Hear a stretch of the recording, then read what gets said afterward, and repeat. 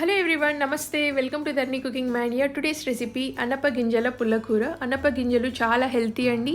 High amount of fibre ఉంటుంది and అస్సలు no cholesterol అండి. సో చాలా హెల్తీ అనమాట. ఖచ్చితంగా రెసిపీ మొత్తం చూడండి. మీకు నచ్చితే లైక్ షేర్ అండ్ సబ్స్క్రైబ్ చేయండి. Thank you so much. So coming to the recipe, ఒక ప్రెషర్ కుక్కర్లో ఒక 20 పచ్చిమిరపకాయలు వేస్తున్నాను. మీరు కారం తక్కువ తినే వాళ్ళైతే 10 నుంచి 15 పచ్చిమిరపకాయలు మాత్రమే వేసుకోండి. అండ్ బాగా వాష్ చేసిన అనప గింజలు ఒక బౌల్ మైన వేసుకొని టేబుల్ స్పూన్ మైన సాల్ట్ అండ్ 1/4 టేబుల్ స్పూన్ మైన పసుపు వేసి ఒక గ్లాస్ మైన వాటర్ వేసుకొని ఇంకా లిడ్ పెట్టేసి లో ఫ్లేమ్లో పెట్టుకొని 2 విజిల్స్ వచ్చేంత వరకు మనం అనప గింజలని బాగా కుక్ చేసుకోవాలి.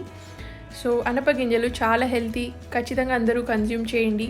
అండ్ మీకు టైం ఎక్కువ లేదంటే జస్ట్ అనప గింజలు మాత్రమే ఉప్పు పసుపు వేసి బాయిల్ చేసి తింటే ఇది ఇంకా హెల్తీ. అండ్ బాగా బాయిల్ అయిన అనప గింజలంతా నేను పక్కన తీస్తున్నానండి. సో అనప గింజలు పుల్లకూర అంతా అయిపోయిన తర్వాత లాస్ట్లో కలిపితే గింజలుగానే ఉంటే చాలా టేస్టీగా ఉంటుంది. అండ్ ఇప్పుడు అదే కుక్కర్లో ఒక 3 పిడికెళ్ళమైన గోగాకు, 3 పిడికెళ్ళమైన చుక్కాకు వేసి ఒక 4 బ్రింజాలు కట్ చేసుకున్నవి వేసుకొని ఇంకా నేను లిడ్ పెట్టేసి మళ్ళీ ఒక 2 విజిల్స్ వచ్చేంత వరకు నేను కుక్ చేస్తున్నాను. సో మన యూట్యూబ్ ఛానల్లో చాలా హెల్తీ రెసిపీస్ ఉన్నాయి, ఓట్స్ పుల్కా, మల్టీగ్రెయిన్ పుల్కా అని. సో మీకు కావాలంటే ఆ రెసిపీస్ కూడా మన యూట్యూబ్ ఛానల్లోనే చెక్అవుట్ చేయండి. మీకు నచ్చితే లైక్ షేర్ అండ్ సబ్స్క్రైబ్ చేయండి.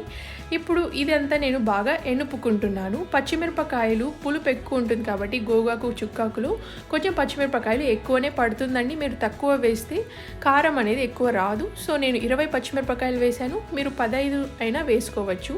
అండ్ దీంట్లో పక్కన తీసుకున్న ఎనప గింజలంతా వేసేసి ఒక టేబుల్ స్పూన్ మైన సాల్ట్ వేసేసి ఇంకా ఆల్మోస్ట్ మన పుల్లకూర రెడీ అండి. ఇప్పుడు ఫైనల్ టచ్కి కొంచెం తిరగవాత పెడుతున్నాను. 1/4 టీ స్పూన్ మైన ఆవాలు, జీలకర్ర, కొంచెం కరివేపాకు, కొంచెం దంచుకున్న గార్లిక్ అండ్ ఫైనలీ ఒక 2 ఎండుమిరపకాయలు తుంచుకొని వేసుకొని కొంచెం బాగా 1/2 సెకండ్ వరకు కలుపుకున్న తర్వాత ఇంకా ఈ తిరగవాత అంతా ఈ పుల్లకూరలో కలిపేస్తే మన టేస్టీ పుల్లకూర ready. So I hope you all like this recipe. చాలా సింపుల్ కదండి, ఎవరైనా ప్రిపేర్ చేసుకోవచ్చు. నచ్చితే లైక్ షేర్ అండ్ సబ్స్క్రైబ్ చేయండి. Thank you so much. Take care guys.